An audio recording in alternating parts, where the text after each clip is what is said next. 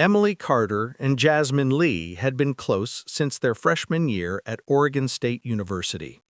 Both were 25 by the summer of 2021, young women with steady jobs and lives that looked, at least from the outside, stable and promising. Emily worked long shifts as a nurse at a community hospital in Salem, while Jasmine supported herself through freelance photography assignments and weekend work at a small gallery in Portland. They lived in different cities but stayed in regular contact, often texting or calling late at night. Friends described them as inseparable, even when apart, and when the chance came to spend a summer weekend together, neither hesitated. The plan was casual and simple. 2 nights of camping in Oregon's Cascade Mountains, not far from Detroit Lake. It was a location they had visited before, though never overnight. They chose it partly for its beauty and partly for its accessibility. The area offered well-marked trails, river access, and the kind of quiet isolation they both craved after the stress of their daily routines. For Emily, the appeal was a break from hospital alarms and patients in crisis. For Jasmine, it was the opportunity to capture landscapes at sunrise and dusk with her camera. To their families, the trip sounded safe and ordinary, something 2 young women who knew the outdoors well could handle. Preparation for the weekend was minimal but not careless. Emily drove her compact SUV, loaded with a 2-person red tent, sleeping bags, a cooler with sandwiches and snacks, and a first aid kit. Jasmine brought her photography gear, a DSLR camera, several lenses, and her GoPro, which she often used for short video blogs. She also carried a small tripod, planning to record parts of the trip for social media. Before leaving Portland, Jasmine texted her younger sister a photo of her packed backpack with the caption, "Off the grid for a couple of days." Emily told her parents she'd be back at work by Monday morning. They stopped at a gas station outside Salem in the late afternoon of Friday, June 18, 2021. Surveillance footage from the store shows them laughing at the counter, paying for bottled water, trail mix, and a pack of marshmallows. The timestamp reads 5:27 p.m. Less than an hour later, they reached the trailhead, where they took a selfie together. Both women are smiling, the forest stretching behind them. Jasmine posted it to Instagram at 6:12 p.m., adding a caption with a peace sign emoji and 2 tree icons. To friends scrolling through their feeds, it looked like a typical start to a weekend adventure. That evening, other hikers recalled passing 2 women who matched their description. The pair were seen setting up camp near a bend in the river. One witness described hearing them laughing as they struggled to build a fire. Nothing in those observations seemed unusual. The weather was clear, the river calm, and the trail busy enough that families with children were also camping in nearby clearings. By all appearances, Emily and Jasmine were simply enjoying themselves. As darkness fell, they cooked over the campfire and recorded short clips on Jasmine's GoPro. Investigators would later find the early parts of this footage, showing them eating dinner and joking about how poorly Emily handled roasting marshmallows. In one clip, Jasmine pans the camera toward the river, commenting on how "you can hear it all night." These were the last images of the women alive and well. At some point after, the GoPro was switched off and their communications with the outside world ceased. Emily's phone stopped transmitting data around 10:43 p.m. Jasmine's followed a few minutes later. By the time Saturday morning came, no one knew that something irreversible had already taken place. The campsite appeared undisturbed to other hikers who passed along the main trail. No cries for help were reported, and no immediate signs of danger surfaced. But for Emily and Jasmine, that night would mark the beginning of a disappearance that remains unsolved years later. What started as a light-hearted weekend in the mountains became one of the region's most unsettling mysteries. By Monday morning, June 21, 2021, the camping trip that Emily Carter and Jasmine Lee had planned was already overdue. Emily was expected to be back at her nursing job for an early shift, and her absence was immediately noticed. Colleagues at the hospital tried calling her phone several times. At first, they assumed she might simply be running late after a weekend away, but as the morning stretched on without any message or explanation, concern grew. Emily had a reputation for reliability, rarely missing shifts and never disappearing without contact. Around the same time, Jasmine's family in Portland realized that her phone had gone directly to voicemail all weekend. A few text messages from friends sat unanswered. What initially felt like small oversights quickly became something more troubling. By late afternoon, family members of both women decided to drive toward the area where they knew the two had planned to camp. Emily's parents reached out to the Marion County Sheriff's Office for assistance, explaining that their daughter and her friend had failed to return as scheduled. Deputies joined the families near the trailhead just before sunset. Emily's silver SUV was still parked in the gravel lot, exactly where she had left it on Friday. There was no sign of damage, forced entry, or disturbance around the vehicle. To investigators, the car's presence confirmed that the women had entered the forest as planned, but left open the question of why they had not returned. That evening, search and rescue teams began a preliminary sweep of the area. Using flashlights and calling out the women's names, volunteers and deputies covered the nearest sections of trail and checked the riverside clearings where campers often stayed. They found the red two-person tent pitched close to the water, not far from where other hikers had reported seeing the women days earlier. At first glance, the campsite seemed intact, but closer inspection raised unsettling questions. Inside the tent, the sleeping bags were partly unzipped, as though someone had been using them but left in a hurry. Emily's hiking boot lay outside in the grass, while its pair was inside the tent. A flashlight was found several feet away, its beam pointed toward the trees, but the batteries were drained. Next to the fire pit, investigators noted a half-empty bag of trail mix, a water bottle, and two camp chairs, still positioned around the ashes of what had been a small fire. The cooler was partly stocked with food. It looked less like a campsite that had been packed up, and more like one that had been abandoned abruptly. The most troubling discovery was the absence of Jasmine's photography equipment. Her DSLR camera bag and the GoPro she had been using were nowhere in sight. Both women's phones were also missing, though by that time investigators already knew they had stopped transmitting signals days earlier. With no obvious signs of a struggle, no torn fabric, no scattered belongings, no footprints leading away from the site, search teams were left with an incomplete picture. It was as if Emily and Jasmine had simply walked away and failed to return. Through the following days, the search widened. Helicopters equipped with thermal imaging scanned the dense tree canopy. Cadaver dogs were brought in and led to the edge of the river, where they appeared to show brief interest but could not track a definitive scent. Dive teams combed sections of the current near the campsite, but recovered nothing. Volunteers covered miles of trail, marking trees with tape as they spread outward from the campsite. Each day ended the same way. No trace of the missing women, no leads to explain what had happened between the last GoPro clips on Friday night and the moment their absence was discovered. Media outlets picked up the story almost immediately. Local newspapers ran headlines about two friends missing in the Cascades, and television crews filmed outside the trailhead parking lot. Families of Emily and Jasmine pleaded publicly for information, describing both women as responsible and careful, unlikely to vanish intentionally. The case drew comparisons to past disappearances in the Pacific Northwest, where dense forests and rugged terrain often complicated searches.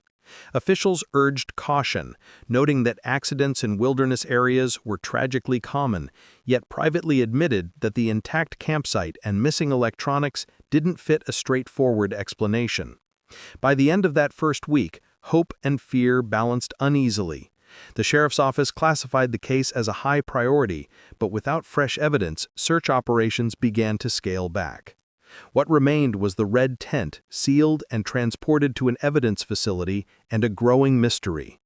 The women had walked into the forest for a weekend away, leaving behind traces of their presence, but no clear path of departure.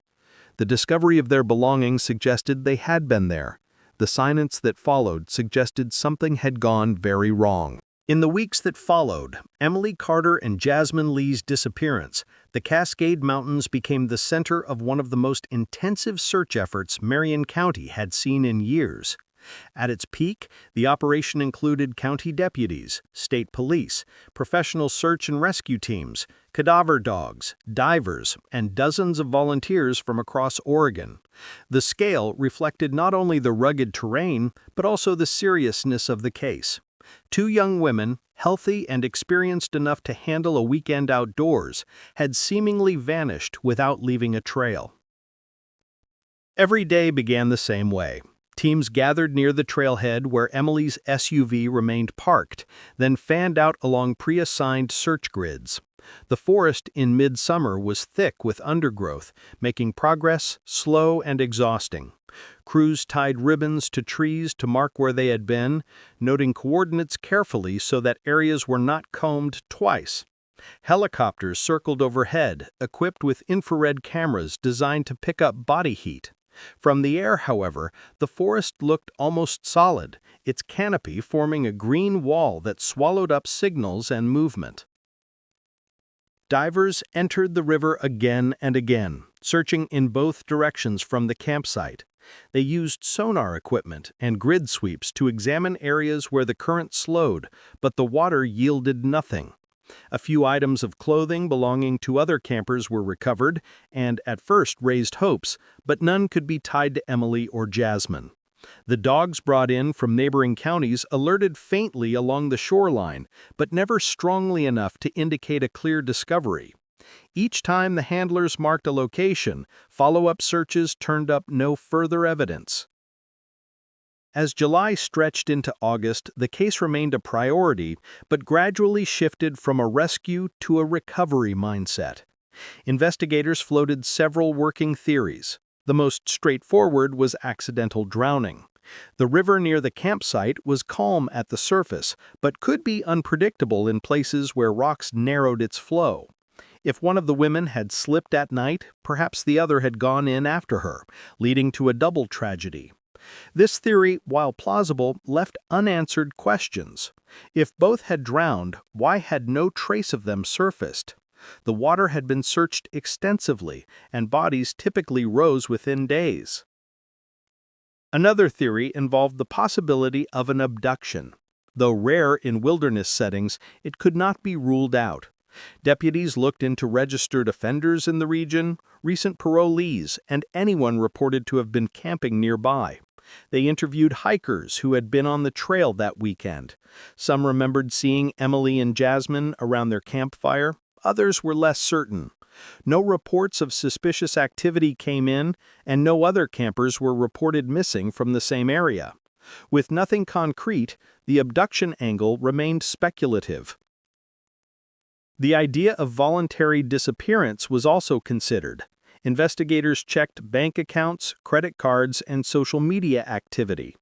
Emily's account showed no withdrawals or purchases after June 18th, the day of the gas station receipt. Jasmine's accounts were similarly inactive. Friends dismissed the idea quickly. Both women had plans, obligations, and close ties to their families. To disappear intentionally would have required months of preparation, and there was no sign of that in their lives. As the summer wore on, the case began to slip from national headlines. What had been a daily news item in Oregon became an occasional mention. Families of both women, however, continued to press for updates. Emily's parents visited the trailhead often, sometimes walking stretches of the trail themselves. Jasmine's sister organized vigils in Portland, lighting candles and encouraging the public not to forget. Flyers with their photographs were tacked to the bulletin boards in towns across the state. Online, a dedicated group of followers began to pick apart every piece of information, analyzing timelines, satellite maps, and speculative scenarios. By September, the sheriff's office reduced the official search teams, citing resource limitations. While deputies continued to investigate leads as they came in, the large-scale ground sweeps had exhausted their usefulness. The campsite remained sealed in evidence storage, its items cataloged: red tent, sleeping bags, cooler, flashlight, Emily's single boot, and a scattering of food wrappers. The missing pieces, the women's phones, Jasmine's camera bag, the GoPro, loomed large in investigators' minds. Without them, the sequence of events could not be reconstructed. The shift from active search to ongoing investigation was painful for the families. Emily's father told a local reporter that it felt like they're being left out there. Jasmine's mother described leaving her daughter's bedroom untouched, clothes still folded in the drawers, as if she might walk back in at any moment. These personal details, shared sparingly with the media, highlighted the quiet devastation behind the case file numbers and search reports. As winter approached, conditions in the Cascades worsened. Snow began to cover trails and the river froze at its edges. Any hope of finding fresh evidence before spring diminished. Officially, the case was still open, but investigators privately acknowledged that the likelihood of finding Emily and Jasmine alive had grown slim. Theories persisted, but no single explanation accounted for the intact campsite, the missing electronics, and the lack of physical remains. By December 2021, 6 months after their disappearance, the story had become a hunting absence rather than an active search. The families spent the holidays with 2 empty chairs at their tables, the weight of not knowing more unbearable than any confirmed tragedy might have been. For the community, the case was a reminder of how quickly normal life could unravel. 2 young women went into the forest for a weekend of camping, leaving behind photographs, receipts, and laughter captured on video. After that, only silence remained. A full year passed before the case of Emily Carter and Jasmine Lee shifted again, and when it did, it came not through continued search efforts, but by accident. In July 2022, 2 kayakers exploring a slow stretch of the Santiam River noticed an object glinting beneath the surface where the current had pushed debris into a natural bend. At first they assumed it was a discarded plastic container, but closer inspection revealed a small black camera coated with silt and lodged between rocks. They pried it free and brought it to shore, later turning it over to the Marion County Sheriff's Office. Technicians confirmed what investigators had long suspected. It was Jasmine's missing GoPro, the one item of her equipment that had eluded search teams during the initial sweep. Despite a year of exposure to water and weather, the camera's housing had preserved its memory card well enough to retrieve data. When the contents were finally accessed, the footage both clarified and complicated the mystery. Hours of video showed what one would expect from 2 friends on a weekend trip. Clips of them hiking through thick forest, laughing at inside jokes, stopping to rest by the river, and recording short messages that Jasmine likely intended to upload later. Emily can be seen teasing Jasmine about the number of photos she takes, while Jasmine films Emily's attempts to set up the tent. In the background, the landscape looks calm, unthreatening, the kind of place families visit each summer. The tone shift only after nightfall, sometime around midnight on June 18, 2021, when the GoPro captures a sequence of short, disjointed clips. In one, the 2 women sit inside the tent, their voices hushed as they discuss hearing something outside. The microphone records faint sounds beyond the fabric, indistinct but rhythmic enough to stand out against the background of river noise. Emily asks, barely audible, "Do you hear that?"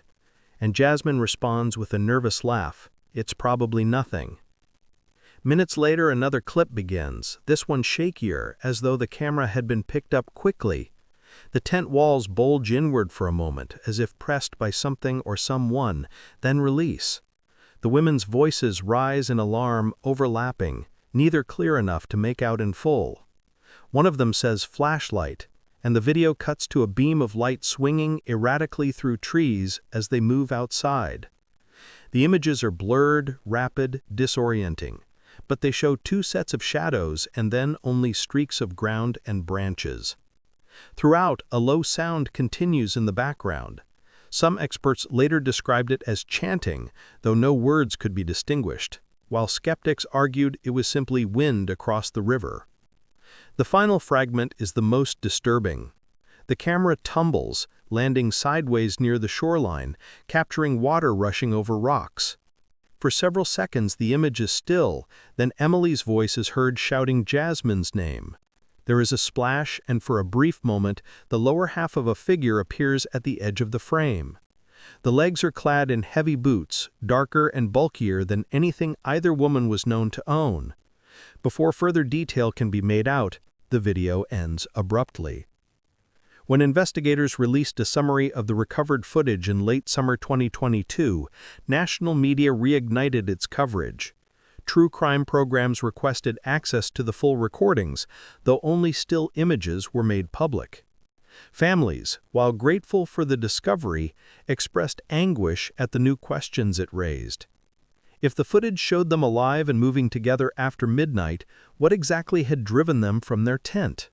If someone else was present, why had no trace left behind? Law enforcement brought in audio specialists to analyze the strange sounds, but consensus was elusive. Some claimed to hear structured patterns resembling human voices. Others dismissed them as distortion amplified by stress. The sheriff's office declined to label the boots in the final frame as belonging to an unknown individual, though investigators privately admitted neither Emily nor Jasmine had owned anything similar. Online forums dissected each second of the footage, enhancing stills and comparing audio spectrograms, with interpretations ranging from the plausible, that they encountered another camper, to the speculative, that they were stalked or lured. Despite the renewed attention, no conclusive lead emerged. For the families, the discovery of the GoPro was both relief and torment. Relief that at least part of the missing time was now visible. Torment because it revealed the fear in their daughter's final moments without explaining the outcome. For investigators, the footage was a reminder of how evidence can illuminate events only partially, revealing enough to unsettle but not enough to resolve. The GoPro, stored now in a climate-controlled evidence locker, became the most tangible piece of the puzzle, a silent witness to something that remains beyond explanation. In the months after the GoPro's discovery, the case of Emily Carter and Jasmine Lee once again dominated conversations across Oregon. But as time passed and no further breakthroughs came, the investigation gradually settled into a rhythm of waiting. Search teams returned briefly to the river in late 2022, combing areas downstream in hopes that the current might have shifted evidence since the first year's effort. And though they found nothing definitive, the river did not remain entirely silent. A few scattered items surfaced, each small in isolation, but collectively reinforcing the sense that the women had not simply walked away from their campsite of their own accord. In autumn, a fisherman discovered a fragment of red nylon fabric caught in a cluster of rocks. Laboratory analysis confirmed it matched the material of the tent the women had used. Several months later, in early 2023, a hiker stumbled across a single silver stud earring embedded in mud along a side trail, later identified by Emily's mother as identical to the pair Emily had worn almost daily. In May of that year, spring floods exposed another object, a black hoodie, tangled in branches near the waterline, which investigators matched to photographs of Jasmine taken by friends. These items, while undeniably linked to the missing women, did little to resolve the larger questions. They seemed to have been scattered randomly, as though carried by the river or left behind in ways that resisted a clear timeline. No bones or remains were recovered, no electronics beyond the GoPro, and no personal effects that could explain why two experienced young women had disappeared so completely. For the families, the finds provided painful confirmation of loss, but withheld the closure of certainty. By 2024, the case had shifted firmly into the realm of unresolved mystery. Officially, the sheriff's office maintained the working theory of accidental drowning, noting the hazards of nighttime movement near the river and the lack of any confirmed evidence of foul play. Unofficially, however, deputies admitted the boots captured in the GoPro's final frames remained unexplained, and no search of known campers, nearby residents, or criminal records had produced a match. Audio experts continued to debate the nature of the low sounds captured on the footage. Some specialists in linguistics argued that the patterns bore no resemblance to spoken language, suggesting instead an acoustic illusion created by wind and water interacting with the tent fabric. Others insisted that the rhythm carried enough structure to suggest intentional sound, though no dialect or language could be identified. The divide left the question unresolved, fueling speculation online but offering no firm ground for investigators. Meanwhile, the story grew into a kind of folklore within the Pacific Northwest. Hikers traded warnings about the section of forest where the women had camped, some swearing they experienced strange disturbances at night. The sensation of fabric pressed against their tents, the echo of distant murmurs carried by the river. Most accounts were anecdotal, colored by the knowledge of what had happened there, but they added to the aura of unease that settled around the case. Podcasters dissected the GoPro footage frame by frame, overlaying slowed audio and comparing shadows, while online forums debated theories ranging from cult activity to the intervention of a lone stranger. None of these theories were substantiated, but they kept the story alive in the absence of new developments. For the families, the years became a cycle of hope and disappointment. Each new object recovered from the river brought a flicker of possibility that an answer was close, only to extinguish when the discovery raised more questions than it resolved. Emily's father continued to keep the porch light on every night, explaining to reporters that it was his way of guiding her home. Jasmine's sister, once an avid hiker, admitted she had not set foot on a trail since the summer of 2021. By 2025, 4 years after the women's disappearance, the case remained officially open but inactive, with no active searches underway. The GoPro, preserved in evidence storage, stood as the most complete record of their final hours. Its recovered files replayed countless times by investigators, journalists, and curious strangers, each hoping to see something missed before. Yet the fragments, a piece of nylon, a single earring, a hoodie darkened by river water, offered only partial truths. Together they formed a mosaic of absence,